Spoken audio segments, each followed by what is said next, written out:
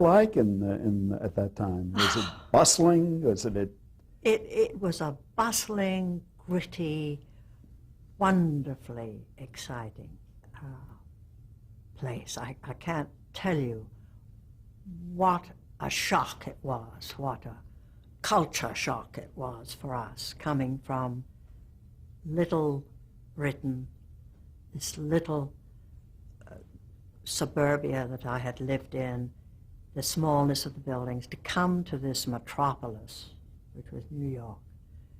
It was 42nd Street. You know, I mean, I never forget riding in a cab with a plexiglass roof. It was a glass roof. I don't know if they'd invented plexiglass at that time.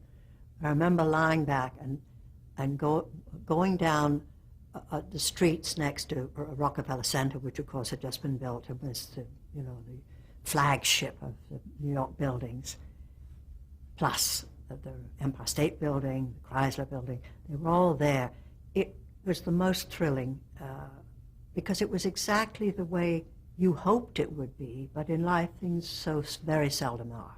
But New York City, to a young English kid, it was astonishingly exciting. Did you live in Manhattan? I must tell you that we started off our life in America at the Algonquin Hotel, because we were met by my mother's first husband, who happened to be a very successful writer, wrote a very successful play called, it's going right out of my head, but his name is Reginald Denham, and it's called Ladies in Retirement. Oh, yes. Remember that very successful play? Well, that was my mother's first husband. Anyway, he met... It was a fine movie with Ida Lupino, was it? That's right. And Flora Robson, I think, was it, or maybe Flora was in the play, I'm not sure. Anyway, he met us with his then wife, and they took us on a tour of Manhattan, never to be forgotten, and put us into the Algonquin Hotel until we met our sponsor, who then whisked us away, believe it or not, in a Packard limousine to this magnificent lake called Lake Mahopac, which was in Putnam County. And they had a summer home there. They lived on Park Avenue, but they sent us out, actually, in their car, and driven by a German chauffeur, which took us back a little bit. We thought, because America wasn't at war, and he was this fella who was driving us, and he was the enemy. It was rather daunting. Anyway, we went up to Lake Mahopac. They had a summer house there. They put us in the next door house. They bought the house next door to them as protection, and it was empty, and they put us in there. So we started out our life in America, living in this small frame house on Lake Mahopac, which was pretty gorgeous. It is, but it's more than 45 minutes from Broadway. Yes, indeed. So how did you make out? How did you adjust? Well, this first summer we arrived in August, right? It was terribly hot. We were totally unused to the heat and the stickiness of and the humidity of New York. New York City, not much air conditioning in those days. It was quite something. We weren't quite ready for that. And the mosquitoes and the lake and the summer there. The great thing was the ice cream was so darn good. I'll never forget that. But of course, here we were thrown down into the absolute nth degree of Americana. We were living in a small town on a lake, surrounded with real American people, not movie American people, not Joan Blondell and all that crowd that I've been watching all my young life, but the real thing. And we made so many wonderful friends, people who lived on the lake, who came by and visited and brought pies, and it was a wonderful experience for us, and we totally appreciated it and keep in touch to this day with some of them. You must have been thinking about your future at this point. No, I wasn't. I was just enjoying the now, to be perfectly honest with you. But I mean, obviously, I had to think about my future, because we had to think about how we were going to get on our feet and get started. And my mother certainly was not about to let the grass grow under her feet. What we had to do first and foremost was we had to get what they called a quota number. We had to get, in today's parlance, a green card. And they weren't green cards in those days. I don't know what the heck they were, but it was called a quota number. Which would have allowed you to work? It would have allowed us to work. Yes, we would have been permanent residents, immigrants, in other words. And it took in those days, well, it still takes, I know, from the many friends I have who are now embarked on trying to become or get green cards. It takes a long time. But it took us about probably a year and a half to 2 years. And everything had to be filled out in quadruplicate. More, in fact. And I had to do all the filling out because I had the best handwriting. And my mother and I did nothing but fill out forms for 4 people. So we sent them off to Washington. My mother wrote a letter to Mrs. Eleanor Roosevelt because she knew that Mrs. Roosevelt had toured the United States in 1938 with my grandfather, George Lansbury, in the interests of promoting peace. And so to this day, I don't know whether Mrs. Roosevelt had anything to do with it because I think my mother got a letter from her office, but nothing promising anything. But we did finally get our quota numbers, our green cards, and we were able to start to work. Start work doing what? Indeed, what? We couldn't get arrested, you know. I mean, and we were very, very pushed in those days. My mother got a job, oddly enough. Well, not oddly, because she was such a good actress. She got a job, but it was not in the U.S. It was to go through Canada with a tour of Tonight at 8:30 by Noel Coward. And a woman called Pixie Hardwick, Lady Hardwick, who was Cedric Hardwick's wife, and Herbert Wilcox was the producer. He was a movie producer in England in those days. And his wife, Anna Neagle, who was a very famous actress in England, and had played Victoria Regina. And anyway, those 3 people mounted this tour to raise money for the Canadian RAF. They were going to raise the money to educate young British Spitfire pilots that were brought over from England to Canada to be trained to go back and fight in the Battle of Britain. And we should explain, even though it sounds silly to do so, that RAF stands for Royal Air Force. Royal Air Force. Yes. And this was the Royal Canadian Air Force, right. RCAF. So it wasn't, she couldn't get a job in America, but because of her contacts through Pixie Hardwick, Lady Hardwick, and Sir Herbert Wilcox, she was able to get that job, and she was one of that group. Brenda Forbes, a very lovely American actress, was in that tour, and several other people. And so off they went. I, meantime, had been in drama school.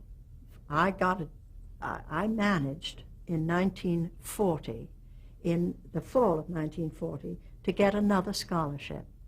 This time at the Fagan School of Dramatic Art, which was in the International Building of Rockefeller Center. Now, can you imagine a more glamorous place to go to drama school? I used to look out of the window, and there we'd watch the skaters down below, you know. And I'll never forget that first Christmas of 1940.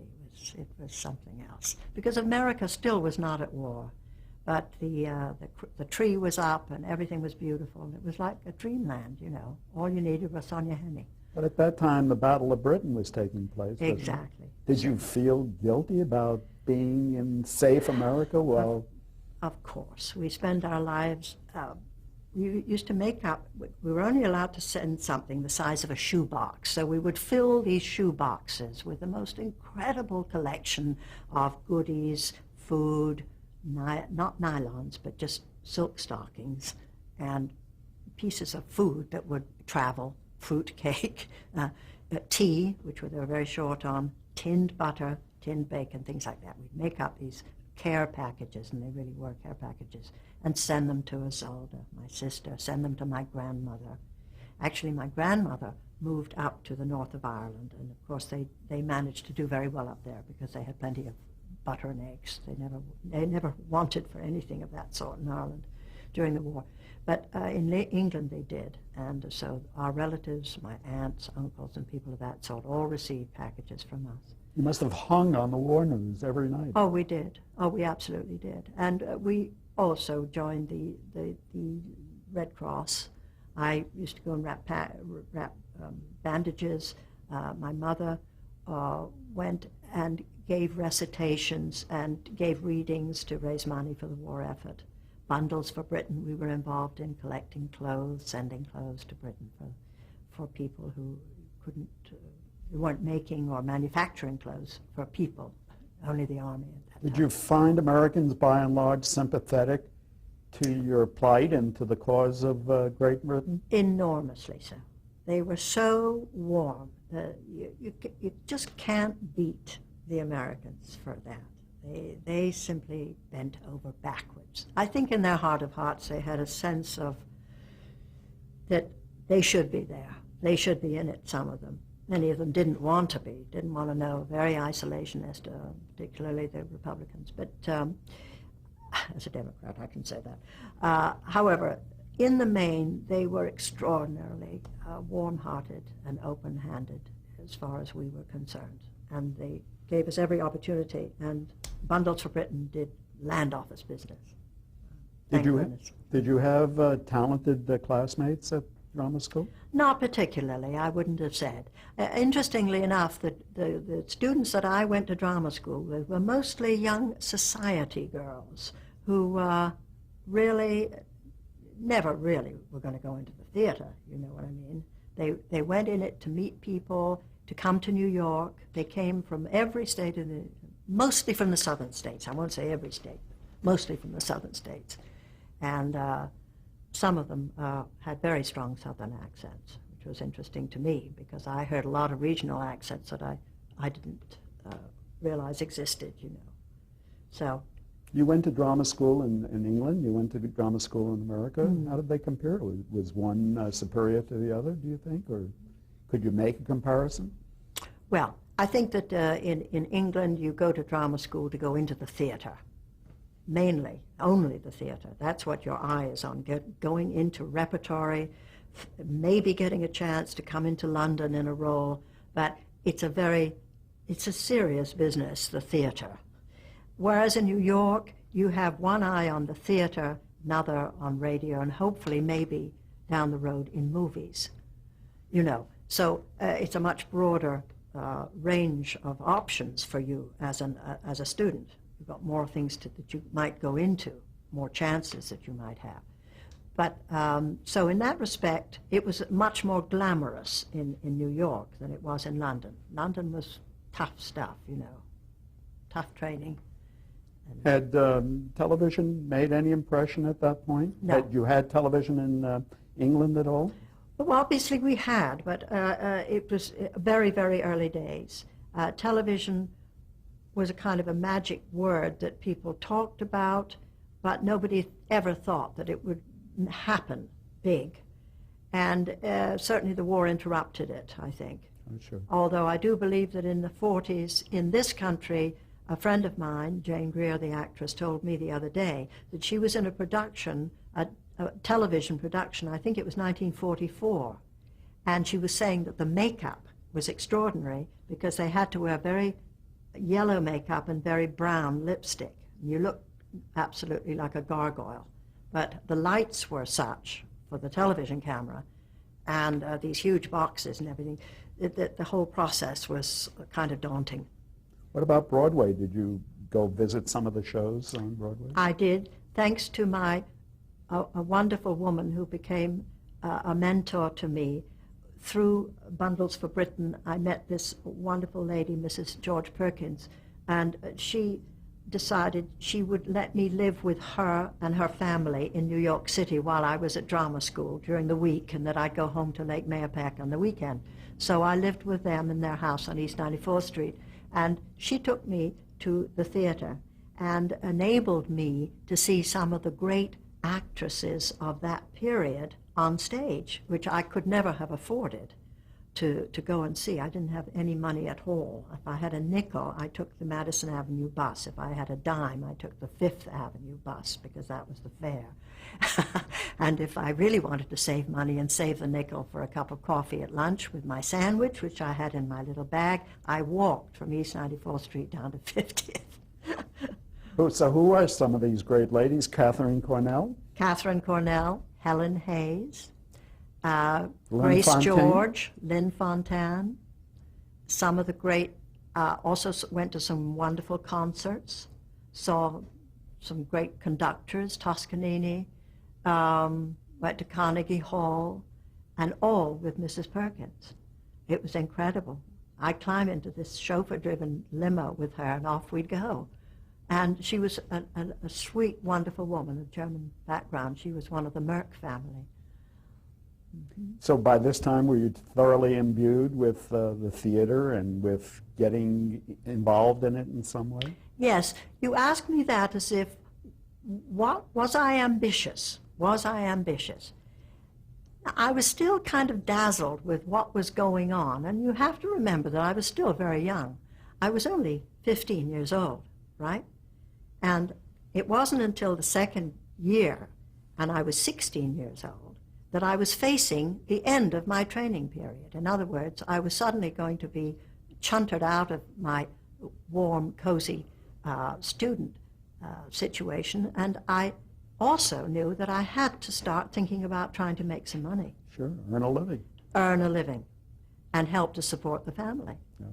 So shall I just keep going? Oh, of course. Yeah, because my last year in drama school, I was lucky enough to be in a class with a young man who was a professional dancer.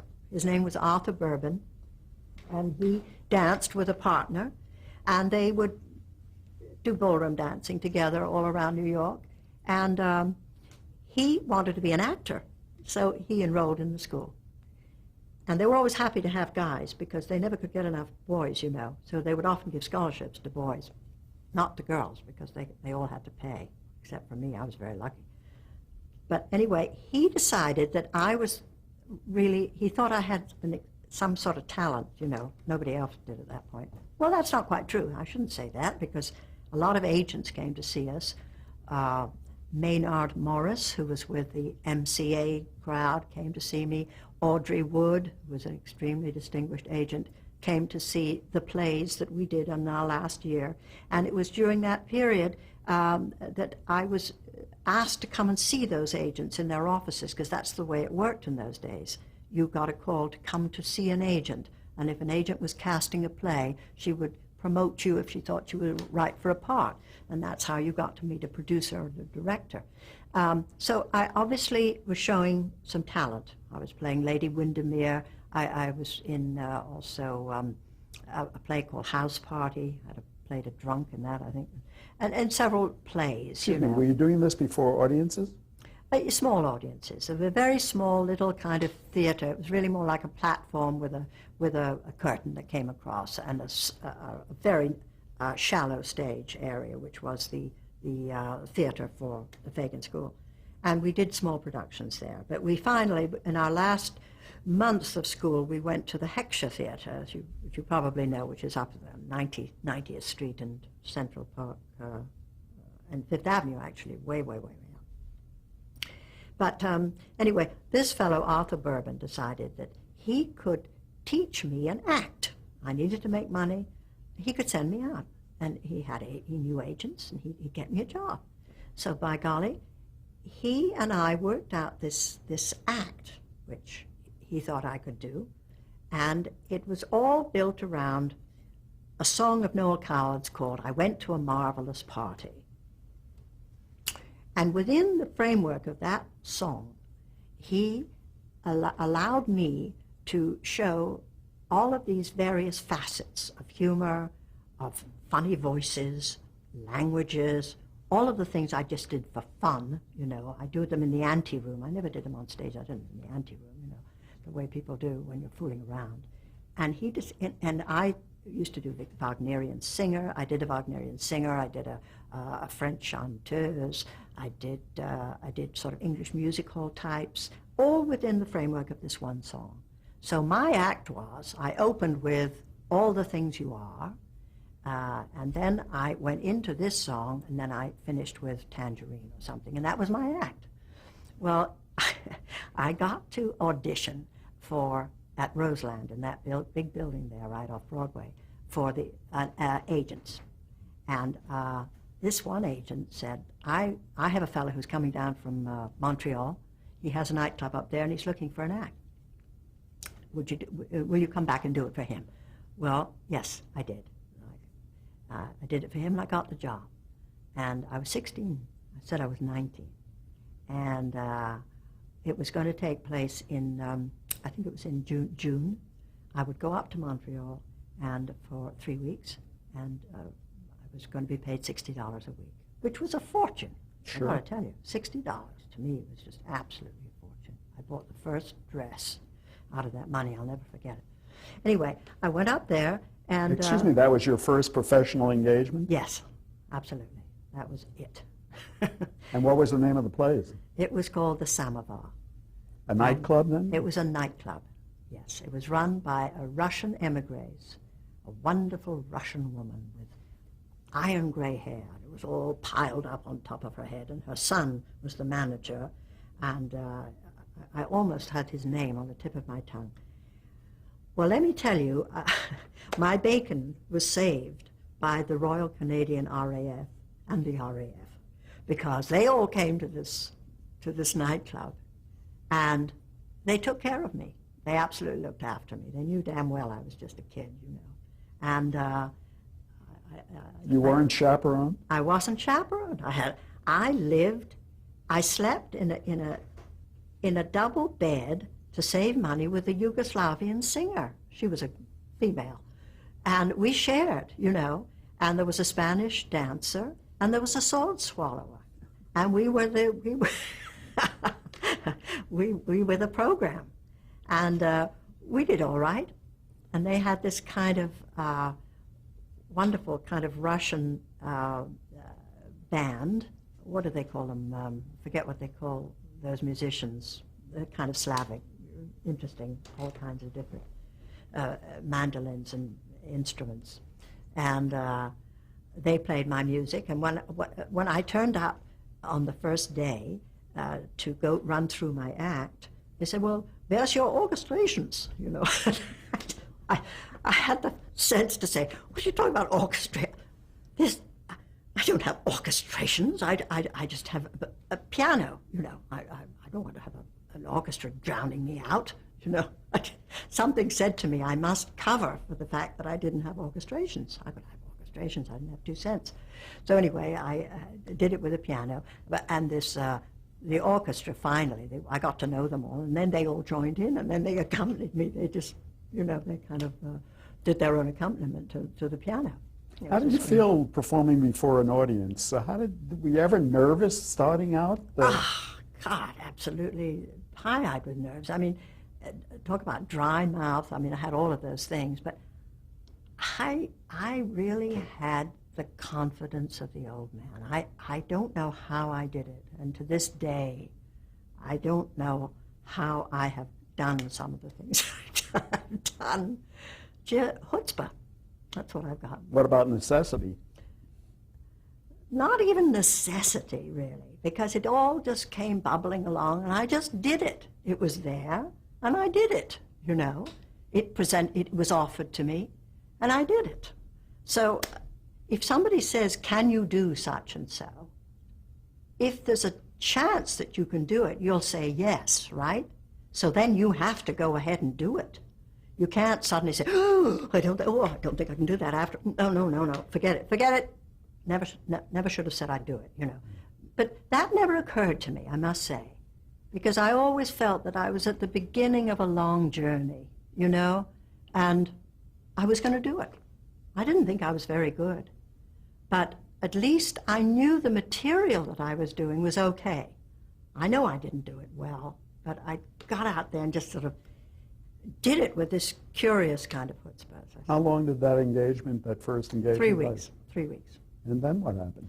I went back to New York, went back out to Long Island, had a holiday with my brothers who were out there. My mother was on tour, you understand. She was way out in Western Canada by that time. Certainly she'd gotten as far as Alberta or someplace like that, right in the middle, I guess. But anyway, she ended up in Vancouver. And instead of getting on the train and coming back to New York, which they gave her a ticket to do, she wrote to me and said, look, instead of going back to New York, I'm going to go down to take the money and buy a ticket and go to Los Angeles, because I think I've got some family down there. We have some family. And so she did. She came down to Los Angeles. I, meantime, just stayed back east. We had a tiny apartment by that time in Morton Street in the village. The boys were with me.